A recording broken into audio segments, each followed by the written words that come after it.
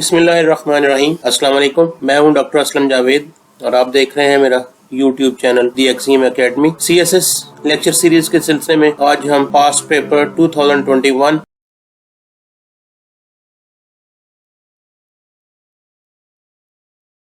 का question number 7 discuss करेंगे। तो स्टार्ट करते हैं question 7 A part. A child went 90 metre towards east, then he turn right and went 20 meters. Subsequently, he turned right and after going 30 meters, he reached at his uncle's house.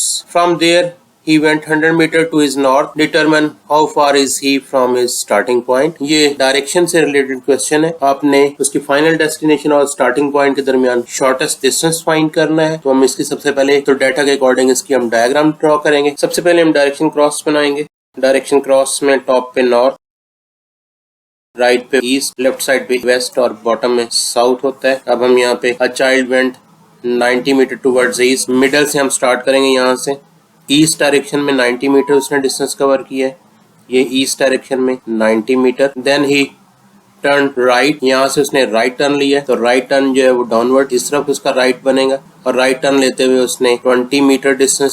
सबसीक्वेंटली he turn towards his right, यहाँ से उसने दोबारा से right turn लिया है। यहाँ से दोबारा से राइट टर्न उसका इस तरफ राइट बनेगा और उसने 30 मीटर डिस्टेंस कवर किया है। ये 30 metre distance. After going 30 metre he reach his uncle's house. तो ये उसके अंकल्स का उसका घर आ गया, अंकल्स हाउस।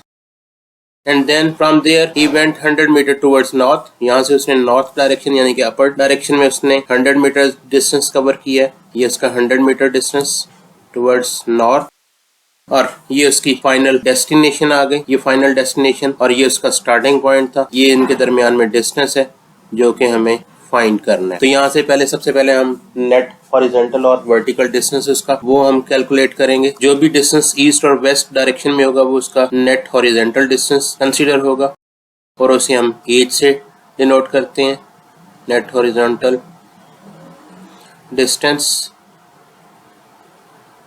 और अगर वो डिस्टेंस टुवर्ड्स ईस्ट कवर करेगा तो उसे हम पॉजिटिव कंसीडर करेंगे अलोंग पॉजिटिव एक्स एक्सिस, और जो डिस्टेंस उसने टुवर्ड्स वेस्ट का किया होगा तो उसको हम नेगेटिव कंसीडर करेंगे। सो दिस वे ये जो 30 मीटर डिस्टेंस है ये उसने टुवर्ड्स वेस्ट उसकी डायरेक्शन थी, लिहाजा इसे हम नेगेटिव कंसीडर करेंगे, -30 आ जाएगा। जबकि ये जो 90 मीटर डिस्टेंस है इसकी डायरेक्शन ईस्ट डायरेक्शन में थी, ईस्टवर्ड थी, इसे हम पॉजिटिव कंसीडर करेंगे। तो -30 + 90, तो ये नेट हॉरिजॉन्टल डिस्टेंस हमारे पास आ जाएगा 60 मीटर। इसी तरह से V हम डिनोट करेंगे नेट वर्टिकल डिस्टेंस को। नेट वर्टिकल डिस्टेंस, जैसे हमने हॉरिजॉन्टल डिस्टेंस में टुवर्ड्स ईस्ट को हमने पॉजिटिव लिया और टुवर्ड्स वेस्ट हमारा जो डिस्टेंस होगा उसे हमने नेगेटिव लिया। इन सेम वे जो नॉर्थ डायरेक्शन में हम डिस्टेंस कवर करेंगे वो पॉजिटिव होगा। इट मींस ये 100 मीटर का डिस्टेंस ये पॉजिटिव कंसीडर किया जाएगा और जो साउथ डायरेक्शन में डिस्टेंस होगा ट्रेवलिंग होगी वो उसे हम नेगेटिव कंसीडर करेंगे। और ये जो 20 मीटर है ये टुवर्ड्स साउथ डाउनवर्ड डायरेक्शन में था, इसे हम नेगेटिव कंसीडर करेंगे क्योंकि नीचे जो आपके पास नेगेटिव वाई एक्सिस होता है। तो इस तरह से हमारे पास ये तमाम डिस्टेंसेस को हमने यहाँ पे लिख लिया। नेट हॉरिजॉन्टल और net vertical distance. Net vertical आ जाएगा 100 - 20 80 मीटर। अब यहाँ पे हॉरिजॉन्टल और वर्टिकल दोनों में से कोई भी डिस्टेंस जीरो नहीं है, दोनों नॉन जीरो वैल्यूज। जब भी दोनों नॉन जीरो वैल्यूज होंगी तो हम यहाँ पे पिथागोरस थ्योरम या पिथागोरस थ्योरम यहाँ पे हम यूज करेंगे। एंड यूजिंग पिथागोरस थ्योरम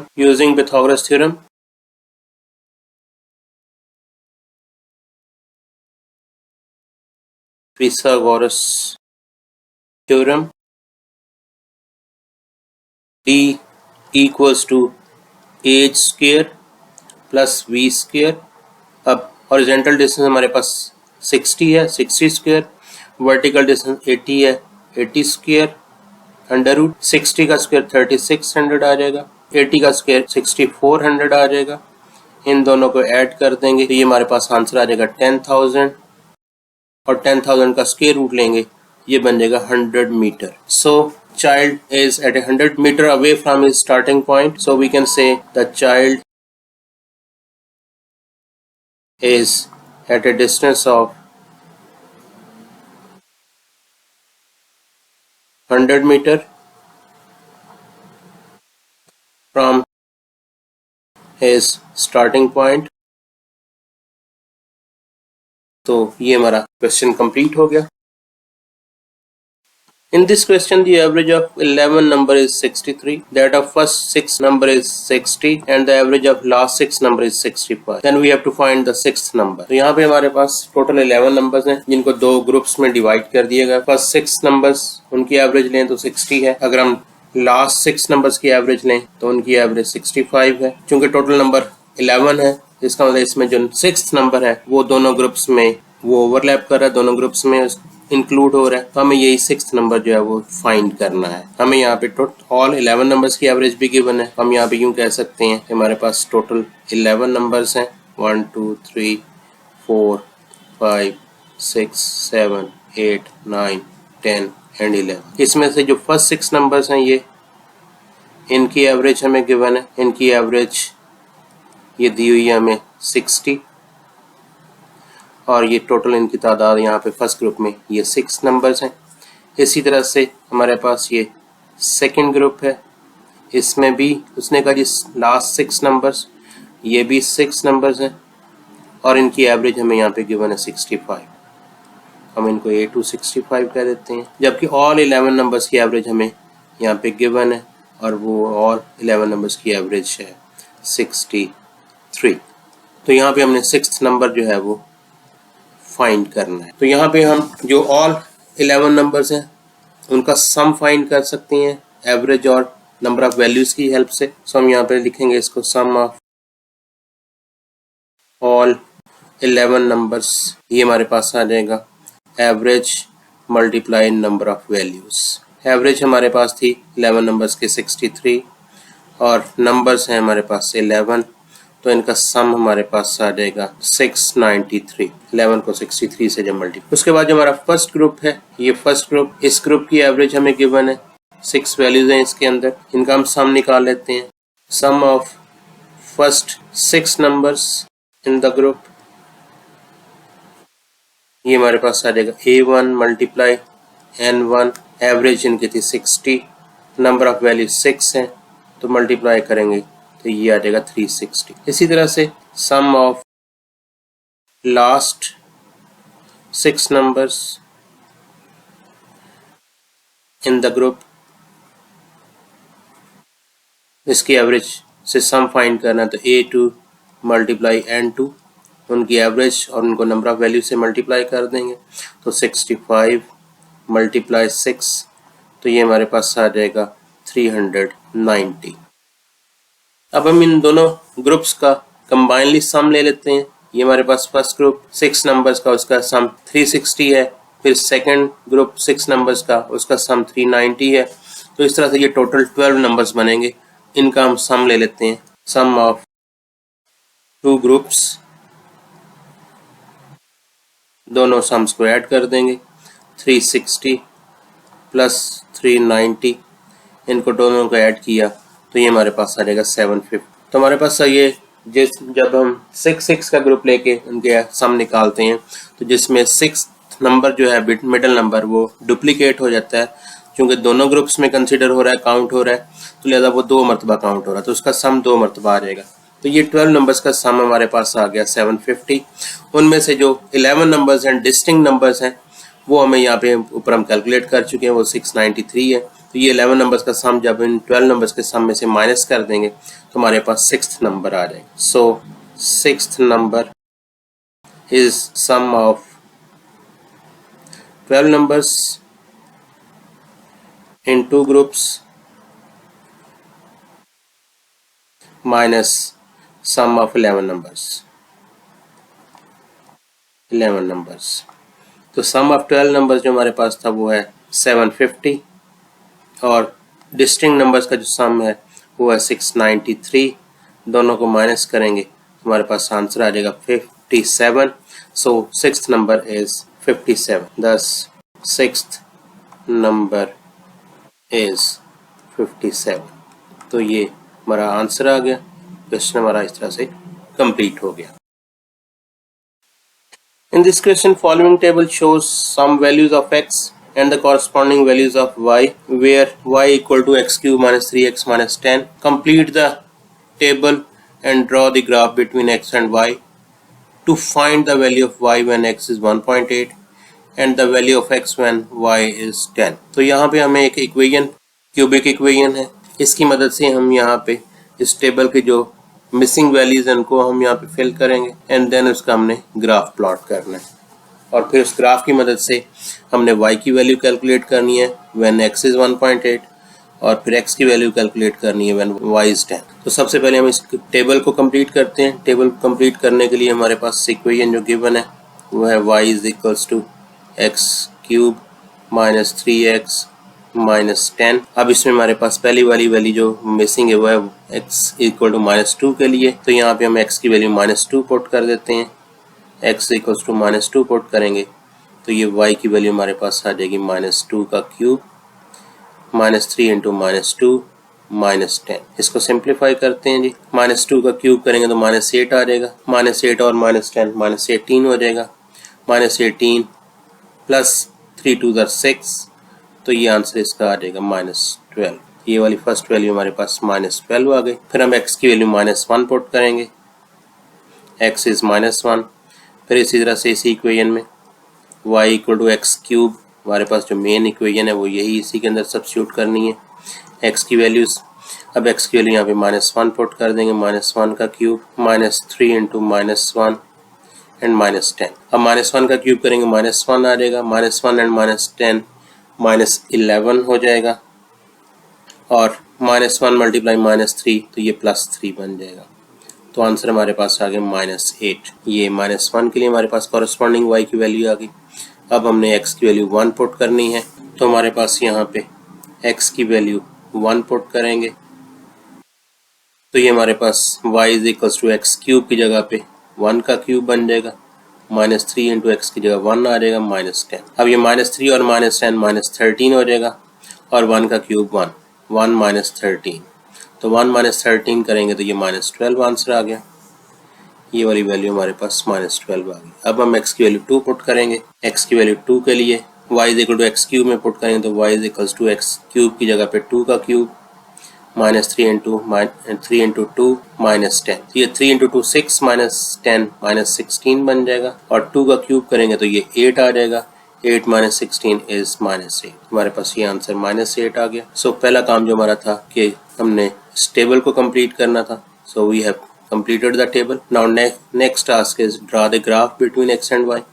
अब इस टेबल की मदद से हम इसका ग्राफ प्लॉट करेंगे। हमारे पास हम यहाँ पे देख सकते हैं x की वैल्यूज -3 से +3 के दरमियान में है और y की वैल्यूज मिनिमम हमारे पास जो है वो -28 है, जबकि मैक्सिमम पॉजिटिव वैल्यूज में 42 है। तो यहाँ पर हम इसमें हमारे पास ये x एक्सिस ले लेते हैं जी और ये हमारे पास y एक्सिस।